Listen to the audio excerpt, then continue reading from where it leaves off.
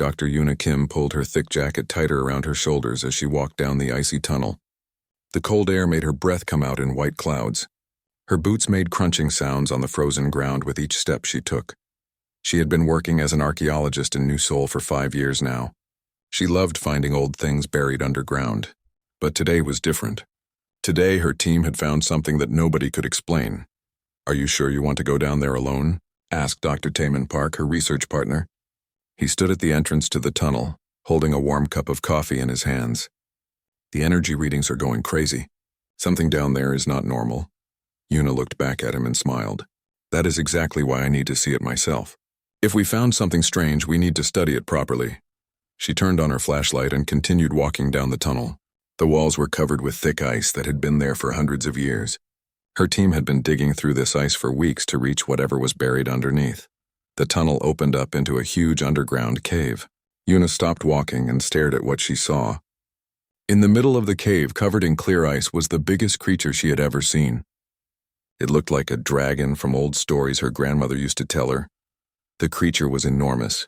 From its nose to the tip of its tail, it was at least 30 meters long. Its body was covered in blue scales that seemed to glow with their own light, even through the thick ice. The scales had strange patterns carved into them that looked almost like the circuits inside a computer. Yuna walked closer to the frozen dragon. She pulled out her scanner to take measurements. The screen showed numbers that made no sense. The creature was giving off energy, but that should be impossible. Nothing could be alive after being frozen for so long. "This cannot be real," she whispered to herself. She looked at the dragon's face. Even frozen solid, it looked peaceful, like it was just sleeping. Its eyes were closed, and there was no sign of pain or fear on its face.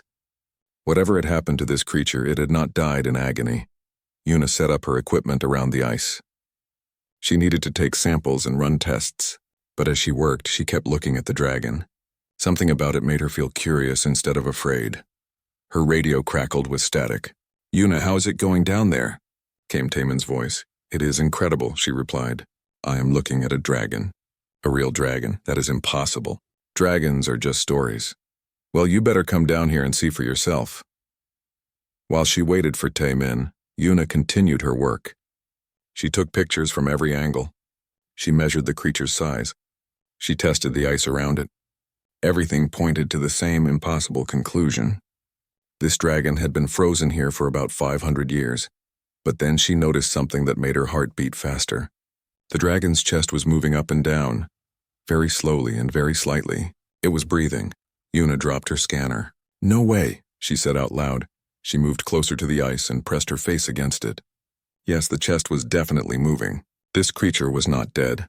It was alive, somehow sleeping through 5 centuries of being frozen solid. Without thinking about the danger, Yuna pulled off her thick gloves. She placed her bare hand against the ice where the dragon's head was. The ice was so cold it burned her skin, but she did not pull her hand away. "Wake up," she whispered. The moment her warm hand touched the ice above the dragon's face, something amazing happened. The creature's huge golden eyes opened. Yuna jumped backward and fell down on the icy ground. Her heart was pounding so hard she could hear it in her ears. The dragon was looking right at her with eyes that seemed older than time itself. Slowly, very slowly, the dragon began to move. The thick ice around its body started to crack and break apart. Chunks of ice fell from its scales as the creature lifted its massive head. The dragon's name was Heijin, though Yuna did not know this yet. For him, opening his eyes felt like waking up from the longest dream. The last thing he remembered was the Great War. Humans and dragons fighting together against terrible enemies from the darkness of space. He remembered choosing to sleep until his wounds could heal, even though it might take centuries. But the war should have been over long ago. Why was he still sleeping? And who was this small human female whose warm touch had brought him back to consciousness? Heijin tried to move his body, but everything felt stiff and sore. 500 years of not moving had made his muscles weak. He lifted his head and looked around the cave. This place was not familiar to him. Where were his human partners? Where were the other dragons? The human girl was backing away from him, but she was not running. In her eyes, he saw fear, but also wonder and curiosity. She was not screaming or calling for weapons to be brought against him. That was good. Heijin tried to speak, but his voice came out as a low rumble that the human could not understand. His kind had always been able to speak with humans through a mental connection, but he could not feel any familiar minds nearby. He looked more carefully at the human girl. She was wearing strange clothes he had never seen before. Her hair was cut in a style that was new to him. Even the way she stood and moved seemed different from the humans he remembered. How long had he been asleep? The cave shook as Heijin slowly stood up. Ice and rocks fell from the ceiling. His body was huge compared to the human, but he moved very carefully so he would not hurt her. The girl said something in a language that sounded like the human speech he remembered, but changed. Different words, different sounds. Still, he could understand some of what she meant from her tone of voice and the way she moved her hands. Through an old connection in his mind, Heijin reached out to find other dragons. In the old days, all dragons were connected through their thoughts. They could speak to each other across great distances and share their experiences. But now when he reached out, he found only empty silence. No dragon voices answered his call. No familiar minds touched his own. He was alone. The sadness hit him like a physical blow. Where were his brothers and sisters? Where were the humans who had fought beside them? What had happened to the world while he slept? Yuna watched the dragon's face change from confusion to terrible sadness. Even though she could not understand his thoughts, she could see the pain in his golden eyes. This creature was lost and alone in a world that had forgotten him. She stood up slowly and took a small step toward the dragon. "My name is Yuna," she said clearly. The dragon looked at her and tilted his massive head to one side. After a moment, he made a sound that might have been his attempt to say her name. Yuna smiled. It was the beginning of something that would change both their lives forever. Commander Lee Dong-wook was eating his breakfast when the emergency alarm started ringing throughout his spaceship. He put down his coffee cup and ran to the control room.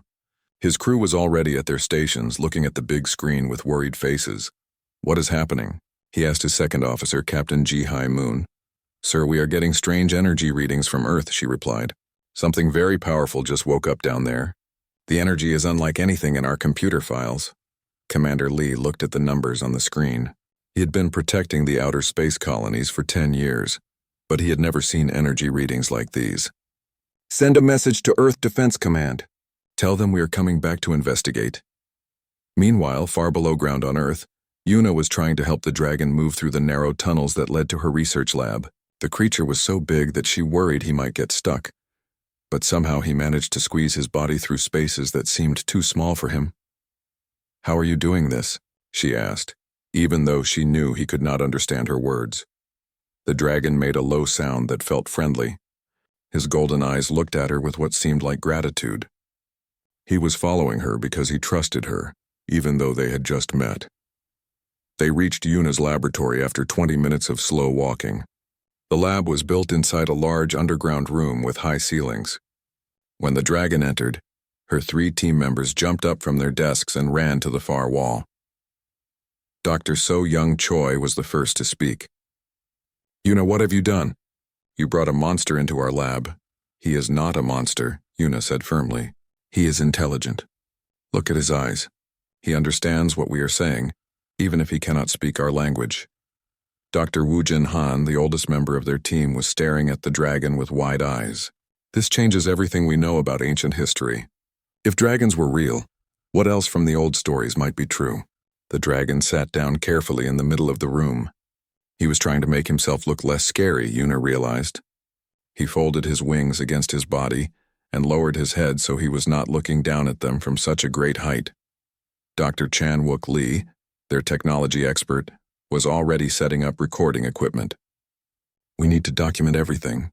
This is the most important discovery in human history." For the next few hours, the team tried different ways to communicate with the dragon. So Young brought out books with pictures and tried to show him different objects to see if he recognized them.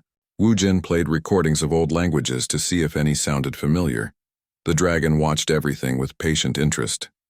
Sometimes he would nod his head when they showed him certain pictures. When So Young showed him a drawing of the stars, he became very excited and made sounds that almost sounded like words. "I think he is trying to talk to us," So Young said. "His sounds have patterns like a real language." Chan-wook had been working with his computers all morning. "I have been analyzing the sounds he makes." "You are right, So Young. This is definitely a language. It is very complex, much more advanced than any human language. The dragon, whose name was Heijin, was becoming frustrated. In the old days, dragons and humans could speak to each other through their minds. There was no need for words when thoughts could be shared directly. But these humans seemed to have lost that ability. He tried to remember how the old technology worked. Behind his eyes, he could feel small devices that had been put there long ago. They were supposed to help him understand human languages and let him speak to them. But after 500 years of sleep, the devices were not working properly. Heijin closed his eyes and concentrated. Slowly, very slowly, he began to understand some of the words the humans were saying. Their language had changed a lot, but it was still based on the same sounds he remembered. He opened his mouth and tried to make human sounds. Na, he said, his voice deep and rough. Everyone in the room stopped what they were doing. Yuna walked closer to him, her heart beating fast with excitement. Yes, she said. I am Yuna. Can you say your name? The dragon thought for a moment. Jin, he managed to say. Heijin, Yuna repeated. Your name is Heijin. The dragon nodded his huge head. It was a start. Over the next 2 days, Heijin learned more human words and the team learned more about him. Through simple words and gestures, he managed to tell them that he had been asleep for a very long time. He showed them that he was looking for others like himself, but could not find them. The sadness in his eyes when he talked about his missing friends made Yuna's heart hurt for him. But while they were learning about each other, disturbing news was coming from space. Commander Lee had reached Earth and was receiving reports from the outer colonies that made him very worried. 3 mining stations had stopped sending messages. 2 passenger ships were missing, and the space around Jupiter was showing energy readings that matched no known technology. Commander Lee called an emergency meeting with all the colony commanders. Something is wrong, he told them. Ships are disappearing and we have no idea why. The energy signatures we are detecting match some very old files in our computer system, files that most people think are just corrupted data. Captain Moon brought up the old files on the main screen. These records are over 500 years old, sir. They talk about something called void devourers, but everyone knows those are just stories from ancient mythology. Maybe they are not just stories, Commander Lee said quietly. Back on Earth, Heijin suddenly lifted his head and made a sound that was not quite a roar and not quite a cry. His golden eyes were wide with fear and recognition. What is wrong? Yuna asked. Heijin looked at her and tried to find the words. Danger, he said slowly. Old enemy. Coming back. He walked to the wall where Chan-wook had put up a map of the solar system. With one clawed finger, he pointed to the outer edge of the map. Beyond all the planets. They come from dark, he said. They eat everything. Make nothing. The humans looked at each other with growing fear. Wu Jin was the first to understand what Heijin was trying to tell them. You mean something is coming to attack us? From outer space? Heijin nodded grimly. I sleep to heal from fighting them before. But they not gone. Only waiting. He turned to face all of them, his expression serious and sad. Last time, many dragons and humans died to stop them. Now only me awake. Only me remember how to fight. Yuna felt a chill run down her spine. Are you saying that you were created to fight these things? That dragons were weapons? Not weapons, Heijin corrected her. Partners. Dragons and humans fight together, share minds, share strength. But I not know if humans still remember how. Chan-wook was already typing on his computer, trying to access the government's classified files. If what he is saying is true, then those missing ships in space might be connected to whatever he fought 500 years ago. So Young was looking at the star map with new understanding. The old stories always said that dragons were guardians who protected humans from monsters. We thought they were just fairy tales. Not fairy tales, Heijin said. History. Just then, an alarm started ringing in the laboratory. Chan-wook looked at his computer screen and went pale. What is it? Yuna asked. I am getting a message from Earth Defense Command, he said. They want to talk to whoever is responsible for the energy readings coming from our lab. And they are sending soldiers. Heijin stood up, his body tense. He could smell armed humans approaching from above ground. His instincts told him to prepare for battle, but Yuna stepped in front of him. No fighting, she said firmly. I will talk to them. I will protect you. The dragon looked down at the small human who was trying to shield him with her body. In her eyes, he saw the same courage that his human partners had shown long ago. Maybe these modern humans had not forgotten everything after all. The sound of heavy boots echoed through the tunnels above them. The soldiers were coming and everything was about to change. The heavy boots got louder and louder as the soldiers marched down the tunnel toward the laboratory. Yuna could hear at least 20 men coming their way. Her heart was beating so fast she thought it might jump out of her chest. Commander Lee Dong-wook was the first person to enter the lab. He wore a black uniform with many medals on his chest. Behind him came 19 soldiers, all carrying large energy weapons. They spread out around the room, surrounding Hyjin but keeping their distance. The dragon remained perfectly still. Every muscle in his body was ready to fight, but he did not move. Yuna stood between him and the soldiers, her arms spread wide even though she knew how small she looked. "Nobody moves," Commander Lee said in a loud, clear voice. "We are here to investigate the energy readings coming from this location." He looked up at Hyjin and his eyes grew wide. Even though he was a military commander who had seen many strange things in space, he had never seen anything like the dragon. "Dr. Kim, I assume you are the one in charge here," Commander Lee said to Yuna. "Can you explain what this creature is and why it is giving off energy readings that our sensors can detect from space?" Yuna took a deep breath. "His name is Hyjin. He is a dragon who has been sleeping under the ice for 500 years. I woke him up by accident 3 days ago." "Dragons do not exist," Commander Lee replied firmly. "This must be some kind of alien creature or a secret military project." "I can prove he is not an alien," Dr. Wu Jinhan said, stepping forward with his computer tablet. "I have been running DNA tests on samples of his scales. His genetic structure is definitely from Earth, but it has been changed by very advanced technology." Commander Lee looked at the test results on Wu Jin's tablet. The numbers were confusing, but they clearly showed that Hyjin was not from another planet. "Even if that is true," the commander said, "this creature is too dangerous to be kept here. My orders are to take it to a secure military facility for proper study." "No," Yuna said loudly. "You cannot take him. He is not a thing to be studied. He is intelligent." He can speak and think and feel emotions." Hyjin decided it was time to speak for himself. He lowered his great head until he was looking directly at Commander Lee. "I am not creature," Hyjin said slowly in his deep voice. "I am guardian. I protect humans from dark enemies." All the soldiers jumped when they heard him speak. Some of them raised their weapons, but Commander Lee held up his hand to stop them. "You can talk," the commander said, trying to hide his surprise. "Yes, I learn your new words. Your language changed much since I sleep, but I remember old ways." Commander Lee walked closer, though he stayed ready to jump back if the dragon moved suddenly. "If you are some kind of guardian, then what were you guarding us from?" Hyjin's golden eyes became sad and frightened. "Enemies from dark space. They eat light, eat life, eat everything. They come back now. Your ships in space disappear because of them." "How do you know about our missing ships?" Commander Lee asked sharply. "I feel them in the dark. Same feeling as before. When my people fight great war against them, they not gone, only waiting. Now they return to finish what they start." Dr. So Young Choi had been recording everything on her computer. She stepped forward and showed Commander Lee the pictures she had taken of Hyjin's scales. "Look at these patterns carved into his scales," she said. "They are not natural. They look like circuit boards or computer chips. This dragon is part machine, part living creature." Commander Lee studied the pictures carefully. As a military officer, he recognized advanced technology when he saw it.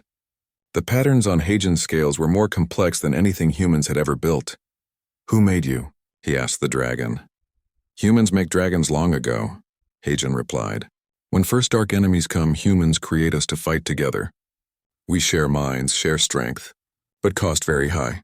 Many humans and dragons die in great war." "That is impossible," Commander Lee said. "Humans 500 years ago did not have technology advanced enough to create something like you." Dr. Chan-wook Lee had been working on his computer while they talked. Now he looked up with excitement on his face. "Commander, I have been checking our oldest historical files. There are references to something called the Dragon Project in records from exactly 500 years ago. Most scholars thought these files were corrupted or fake, but maybe they were real." He showed his screen to Commander Lee.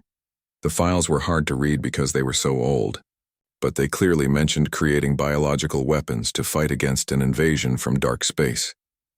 The files say that Earth was attacked by entities that could not be fought with normal weapons. Chan-wook continued. "So human scientists created dragons using a combination of genetic engineering and quantum technology. Commander Lee was starting to believe what he was hearing, but he was also getting more worried.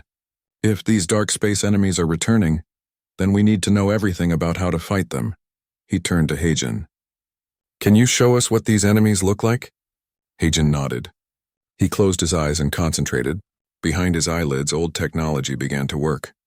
Devices that had been sleeping for 500 years slowly came back to life. A beam of light shot out from Heijin's eyes and created pictures in the air above their heads. The pictures showed space battles from long ago. Huge human ships fighting alongside dragons against creatures that looked like living shadows. The shadow creatures moved through space like black liquid. When they touched human ships, the ships did not explode or break apart. They simply disappeared, as if they had never existed at all. They do not destroy, Heijin explained as the pictures continued. They erase. They make things become nothing. Not dead, just gone completely. Everyone in the room watched in horror as the pictures showed entire planets vanishing when the shadow creatures touched them, not destroyed by explosions or fire, but simply removed from reality. How did you defeat them before? Commander Lee asked. We not defeat them, Heijin replied sadly. We only push them back into dark space. Hope they stay away forever. But they patient. They wait and grow stronger. The pictures changed to show the final battle of the ancient war. Dragons and their human partners fought desperately against overwhelming numbers of shadow creatures. The battle was terrible and beautiful at the same time. Human and dragon minds joined together. Heijin continued. When we share thoughts, we become more than separate. We can fight in quantum space where shadow enemies exist. Quantum space? Commander Lee asked. Dr. Wu Jin stepped forward to explain. Quantum space is a theoretical realm where the basic rules of physics work differently. If these shadow creatures exist partially in quantum space, that would explain why normal weapons cannot hurt them. Commander Lee's radio crackled with an urgent message. Commander, this is Captain Moon on the flagship. We are receiving distress calls from the Mars colonies. 3 more stations have gone dark in the last hour. The commander's face went pale. He looked at Heijin with new understanding. How long do we have before they reach Earth? He asked. Heijin closed his eyes and reached out with his mind, searching the darkness between stars. When he opened his eyes again, his expression was grim. Not long. They move faster now than before. Maybe few days, maybe 1 week. They test your defenses first, then come for homeworld. Commander Lee made a decision that would change everything. Instead of arresting Heijin and taking him away for study, he spoke into his radio. Captain Moon, send a message to Earth Defense Command. Tell them we have found something that might help us fight the unknown enemy. And tell them to prepare for war. He turned to Yuna and her team. We are going to need all of you to come with us to the capital. If this dragon is our only hope of surviving what is coming, then we need to learn everything we can about fighting these shadow creatures. Yuna looked up at Heijin. Will you help us, even though we are not the same humans you knew before? The dragon looked down at her with gentle eyes. You wake me from long sleep with kindness. You protect me when soldiers come. You are still human, still worth protecting. He turned to face Commander Lee. I help you fight dark enemies, but you must understand this war will cost much. Many will die and victory not certain. We understand, Commander Lee replied, but we have to try. As they prepared to leave the underground laboratory, none of them knew they were starting a journey that would decide the fate of all life in the galaxy. The journey to New Seoul took 2 days. Commander Lee had arranged for a special transport ship big enough to carry Heijin safely. As they flew through the clouds, Yuna sat next to the dragon and watched him stare out the window with amazement. The world had changed completely since Heijin's time. Cities now floated in the sky, held up by energy fields that glowed blue and green. Flying cars moved between the floating buildings like schools of fish swimming through the air. Everything was clean and beautiful, very different from the war-torn world he remembered. Your people build wonderful things, Heijin said to Yuna as they passed through a cloud city. Much beauty, much peace. I hope we can keep it safe. When they reached the capital, President Na-Young Lim was waiting for them in the government's highest tower. She was a small woman with gray hair and kind eyes, but Yuna could see the strength in her face. This was someone who had made many difficult decisions. So you are the dragon that everyone is talking about, President Lim said, as Heijin carefully entered the large meeting room. I must admit I never expected to meet a creature from ancient legends in my lifetime.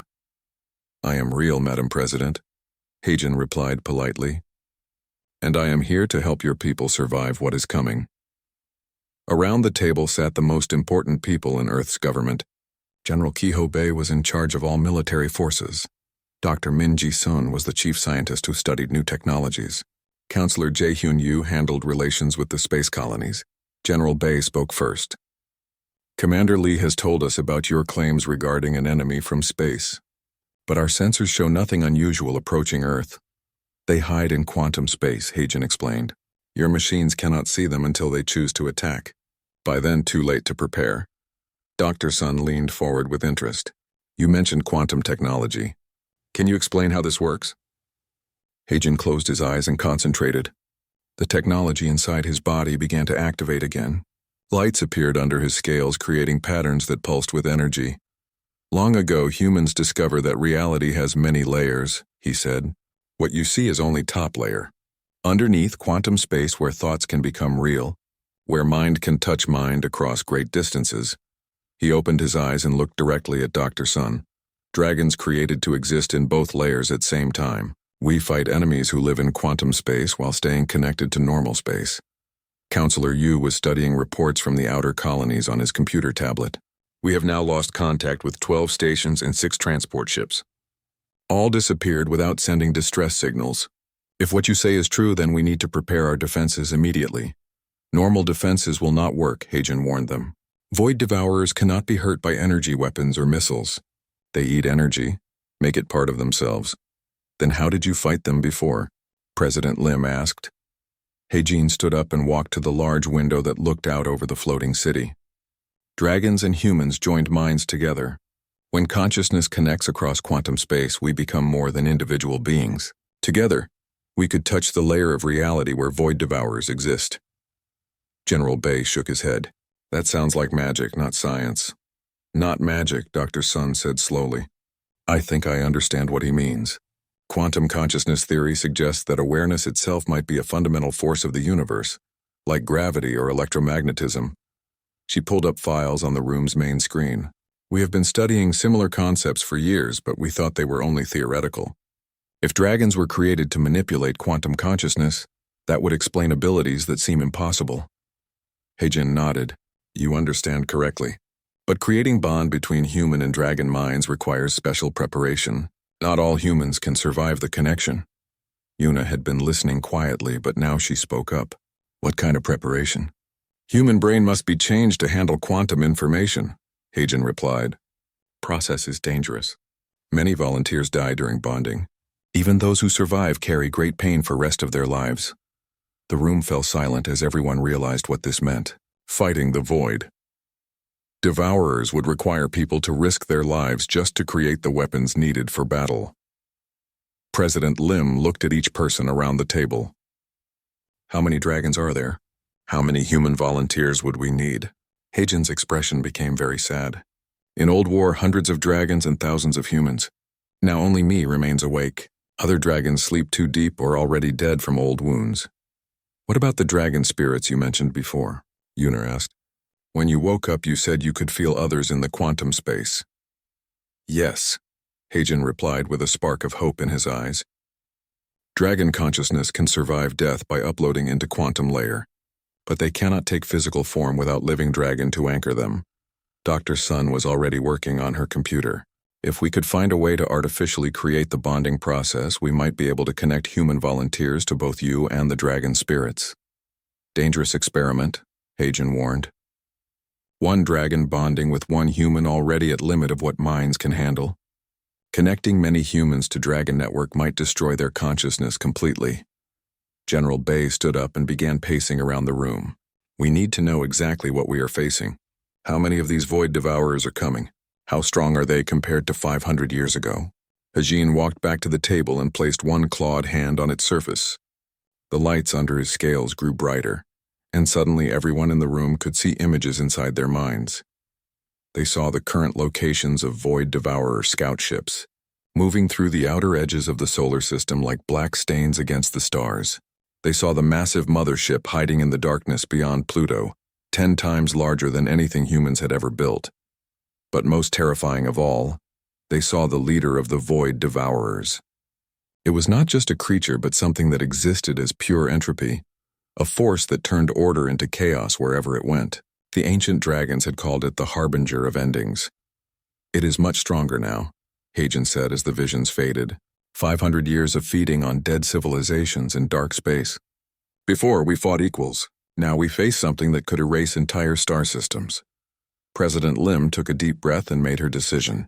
Dr. Sun, I want you to work with Hagen to understand this bonding process. General Bay, prepare our fleets for a battle unlike anything in our history. Counselor Yu, send evacuation orders to all outer colonies. She turned to Yuna. Dr. Kim, you know this dragon better than anyone.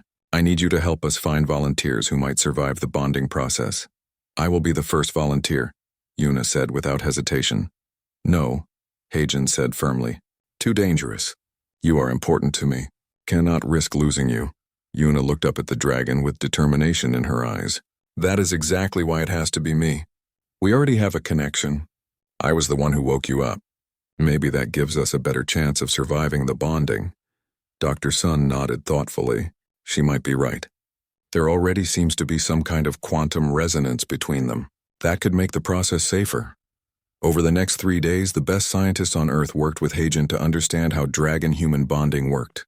They built a special chamber deep underground where the process could take place safely. Meanwhile, disturbing reports continued to arrive from space. The attacks on human colonies were becoming more frequent and more bold. The Void Devourers were no longer hiding. They wanted humans to know they were coming. On the third night, as Yuna prepared for the bonding ceremony, Hagen found her standing alone on the tower's observation deck, looking up at the stars. You are afraid, he said gently. Yes, she admitted, but I am more afraid of what will happen if I do not try. In old times, dragon-human pairs were like family, Hagen told her. Closer than family. We shared everything, thoughts, memories, pain, joy. If we do this, you will know me completely and I will know you. Yuna smiled up at him. I think I would like that. The next morning, they entered the bonding chamber together. Dr. Sun and her team monitored every aspect of the process as ancient technology awakened inside Hagen's body and reached out to connect with Yuna's mind. The pain was beyond anything she had ever imagined. It felt like her consciousness was being stretched across impossible distances, touching the edges of space and time. But through it all, she could feel Hagen's presence strong and warm and protective. When the process was complete, Yuna opened her eyes and gasped. She was still in her own body, but she could also see through Hagen's eyes at the same time. His ancient memories flowed through her mind like a river of knowledge spanning centuries. More importantly, she could feel the dragon spirits in quantum space, dozens of ancient warriors ready to fight once more. And through their connection, she could sense the approaching enemy with perfect clarity. The final battle was about to begin, and humanity finally had a chance of winning. Admiral Hyun-Soo Kim stood on the bridge of his flagship, watching 200 Earth defense ships prepare for the biggest battle in human history. Through the main window, he could see the outer edge of the solar system where the enemy was gathering. The Void Devourers looked like moving shadows against the stars. Their ships had no solid shape, flowing and changing like black water. Just looking at them made Admiral Kim feel cold and afraid. All ships report ready for battle, said Captain Soo-Jin Park, his second in command. But sir, our weapons have never been tested against enemies like these. Admiral Kim nodded grimly. That is why we have our secret weapon. On the flagship's lower deck, Yuna sat in a special chair surrounded by computers and medical equipment. Wires connected her to machines that monitored her brain activity. Next to her, Hagen lay on a platform designed to support his massive body. The bonding process had changed Yuna in ways she was still discovering. She could see through Hagen's eyes while keeping her own vision. She could feel his thoughts mixing with hers. Most amazing of all, she could sense the dragon spirits floating in quantum space around them. Dr. Chan-wook Yu, the fleet's medical officer, checked her vital signs with worry on his face. Yuna, your brain is working at 3 times normal speed. The quantum feedback is pushing your body beyond human limits. I can handle it, Yuna replied, though she could feel the strain building in her mind. We have to try. Through her connection with Hagen, she reached out to touch the network of dragon spirits. There were 43 of them. Ancient warriors who had died in the last Great War but preserved their consciousness in quantum space. Brothers and sisters, Hagen called to them through the quantum connection.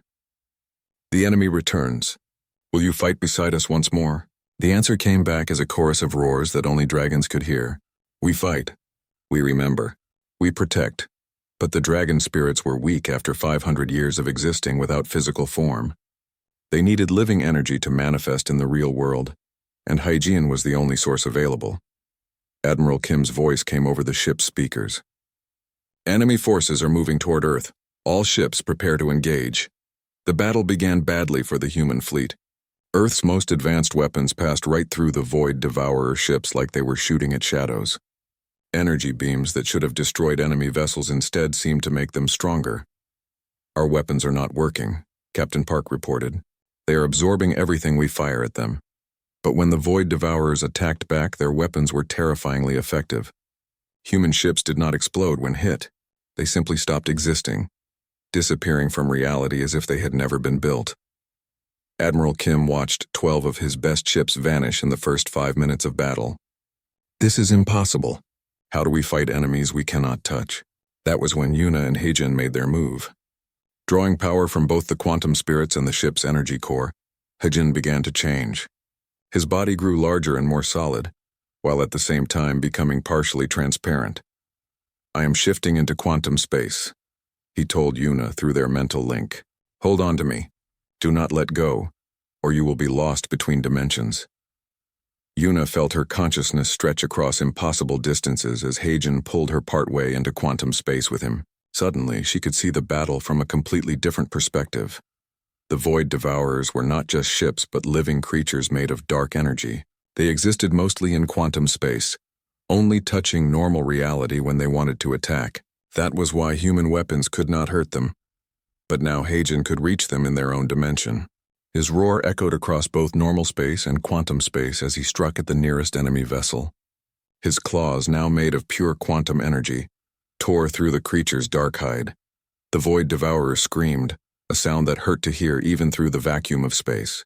For the first time in the battle, one of the enemy ships was damaged. Seeing their chance, the dragon spirits began to manifest around Hagen. They could not take full physical form, but they could exist as quantum energy weapons guided by Hagen's will and Yuna's targeting.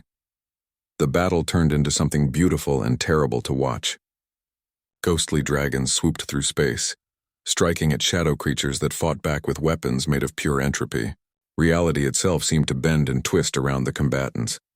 Admiral Kim and his surviving ships provided support by drawing enemy fire and keeping the Void Devourers distracted. They could not hurt the enemy directly, but they could protect Hagen and Yuna while the real battle happened in quantum space. For an hour, the fight seemed even. Dragon spirits and shadow creatures destroyed each other in equal numbers, but slowly the ancient enemy began to gain the upper hand. They had grown stronger during their 500 years in dark space, while the dragon spirits had grown weaker. One by one, Hagen's spirit allies were destroyed. Their consciousness scattered across the quantum void. Soon, only a few remained. That was when the true enemy revealed itself. The largest Void Devourer ship opened like a flower of darkness, and from inside came something so terrible that both Yuna and Hagen cried out in horror. The harbinger of endings was not really a creature at all, but a living representation of entropy itself. It existed to turn order into chaos, to make complex things become simple, and ultimately to reduce everything to nothing. Just looking at it made Yuna feel like her thoughts were becoming confused and scattered. Through their bond, she could feel Hagen's fear. Even in the ancient war, they had never faced the Harbinger directly. How do we fight something like that? She asked. We cannot, Hagen replied sadly. It is too strong. We can only delay it while others escape. But Yuna was not ready to give up. Through her connection to the ship's computers, she reached out to every human in the fleet. Then, using quantum technology she barely understood, she sent a message that went far beyond the battle zone. Her call for help reached every human settlement in the solar system, Mars colonies, Jupiter mining stations, Saturn research facilities, even the tiny outposts in the asteroid belt. Everywhere humans lived and worked, they heard her voice in their minds. We need you, she told them. Not to fight, but to believe, to remember that we are more than just individuals. "We are humanity." The response was immediate and overwhelming. Millions of human minds reached out across space, connecting through quantum fields that scientists had never fully understood. They could not all bond with dragons like Una had, but they could share their combined will and determination. For the first time in galactic history, an entire species achieved temporary quantum consciousness.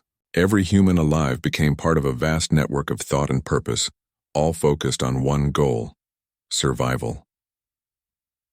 The harbinger of endings hesitated as it encountered something it had never faced before. Instead of individual minds that could be confused and destroyed, it found a collective consciousness that grew stronger when threatened. The final confrontation was about to begin. The harbinger of endings moved toward Earth like a storm made of pure darkness. Where it passed, even the light from distant stars seemed to grow dimmer. Its very presence was an attack on the idea that anything should exist at all. But humanity was no longer the same species that had barely survived 500 years ago. Across the solar system, millions of human minds were connected in a way that had never happened before in galactic history. On Mars, colonist Yeon Ho Kim felt his thoughts join with farmers on Europa and miners in the asteroid belt. On Jupiter's moons, engineer Bo Rashin found her mind linking with scientists. On Titan and explorers beyond Pluto, every human settlement became part of one vast network of consciousness. Una was at the center of this amazing connection, serving as the bridge between human thought and dragon power. The strain was enormous. Her body shook as quantum energy flowed through her, but she held on because she knew that letting go meant the end of everything. Heijin could feel the network forming around them and through them. "This is impossible," he told Una through their bond. "No species has ever achieved full quantum consciousness. The mind cannot handle so much connection." "Then we will be the first," Una replied, her voice weak but determined. The harbinger of endings reached out with tentacles made of pure entropy, trying to touch the quantum network and break it apart. Its method of attack was simple. It would isolate individual minds from the group, then convince them that existence was meaningless and they should simply stop trying to live. This tactic had destroyed countless civilizations across the galaxy. Faced with proof that everything would eventually end, most species gave up hope and allowed themselves to fade away. But humanity was different. When the harbinger tried to isolate human minds, it found that they refused to be separated. Farmers held hands with scientists across impossible distances. Children on Earth shared courage with soldiers fighting in space. Even when faced with the certainty of death, humans chose to support each other. "You cannot win." The harbinger spoke directly into every human mind at once. Its voice was like the sound of stars dying. "Everything ends. Everything becomes nothing. Why do you fight against truth?" The answer came not from any single person, but from humanity as a whole. Millions of voices speaking as one. Because while we exist, we choose to matter. Because even if everything ends someday, today we are alive. The harbinger had never encountered such a response before. In its eons of existence, it had faced many brave species, many clever civilizations, many powerful empires. But it had never met beings who could accept the reality of ending while still choosing to fight for meaning. Admiral Kim watched from his ship as the space around Earth began to change. The quantum network was affecting reality itself, turning empty space into a battlefield where thoughts could become weapons and will could reshape matter. The remaining dragon spirits, empowered by humanity's collective consciousness, manifested more clearly than ever before. They were no longer just memories of ancient warriors, but living symbols of the choice to protect others despite the cost. Heijin felt their strength flowing into him. His body, already existing partially in quantum space, became something new. He was still a dragon, still the ancient guardian who had slept for 500 years. But he was also the combined hope of every human who had ever lived. The battle between Heijin and the harbinger took place across multiple dimensions at once. In normal space, Admiral Kim's fleet saw flashes of light and darkness as the two entities clashed. In quantum space, Una experienced the fight as a war between different ideas about what existence should mean. The harbinger fought with weapons of despair, loneliness, and the fear that nothing anyone did could ever truly matter. It showed Una visions of the universe's eventual heat death, when all the stars would burn out and everything would become cold and empty. But Heijin, powered by humanity's network, fought back with different weapons. He wielded love, friendship, curiosity, and the simple joy of being alive. He showed the harbinger memories of humans helping each other, creating beautiful art, exploring new worlds, and choosing hope even in dark times. The crucial moment came when the harbinger tried its ultimate attack. It attempted to erase not just human bodies or minds, but the very concept of humanity from the universe. If successful, this attack would make it so that humans had never existed at all. But the quantum network was ready. Instead of trying to resist the attack, humanity chose to transform it. The erasing energy that should have destroyed them instead became something new, proof that consciousness could evolve beyond its original form. The harbinger of endings found itself changing as well. The collective will of billions of humans restructured its basic nature. Where once it had existed to destroy, it now became something that protected the spaces between spaces, guarding against threats that even dragons had never imagined. The transformation was not violent or cruel. Humanity had learned from their bond with Hagen that enemies could become allies if approached with understanding rather than hatred. The harbinger was not destroyed but healed, its destructive nature replaced with a desire to preserve the beauty it had once sought to end. As the immediate danger passed, the quantum network began to dissolve. Human minds across the solar system returned to their individual selves, though all retained memories of the brief time when they had been part of something greater. Yuna collapsed in her chair, her body finally reaching its limits. The neural strain had pushed her beyond what any human had ever endured, but she was alive, and through her bond with Hagen she could feel that the threat was truly over. "Is it finished?" she asked weakly. "Yes," Hagen replied, his own voice tired but peaceful. "The harbinger will trouble no one again." And the other void devourers fled back to dark space when they saw their leader transformed. Dr. Yu rushed to check Yuna's condition. She would need months of recovery, but she would live. The bond with Hagen had changed her permanently, giving her abilities that no other human possessed, but also ensuring she would never again be entirely alone. In the days that followed, as Earth celebrated its victory, something wonderful began to happen. The quantum network had left traces in every human mind. People found they could sense each other's emotions more clearly, communicate across vast distances through thought alone, and work together in ways that had never been possible before. President Lim called it the next step in human evolution. We faced extinction and chose unity instead of fear. We looked into the darkness and decided to be light. Hagen remained on Earth as humanity's guardian and teacher, but he was no longer the last of his kind. The quantum network had awakened something in human DNA, traces of the ancient modifications that had originally created the dragons. A new generation was being born, children who showed signs of the same abilities that Hagen possessed. Dragons and humans were always meant to be partners, he explained to Yuna as they watched the sun set over New Seoul. "We just forgot for a while," Yuna smiled and rested her hand on his great head. "Well, we remember now. The universe was vast and full of unknowns, but humanity was no longer alone in facing them. They had proven that consciousness could grow, adapt, and transcend its limitations. They had shown that even in the face of ultimate darkness, intelligent beings could choose to create light. The age of hiding was over. Humanity and their ancient guardians stood ready to explore the cosmos together, bringing hope and protection to other species who might need help fighting their own battles against despair. In the quantum spaces between stars, the transformed harbinger stood watch against threats that had not yet been born. It had learned from humanity that endings were not always destruction, but could be new beginnings in disguise. And somewhere in the depths of space, other dragons began to stir from their long sleep, called back to wakefulness by the echoes of victory and the promise of partnership renewed. The story was ending, but it was also just beginning.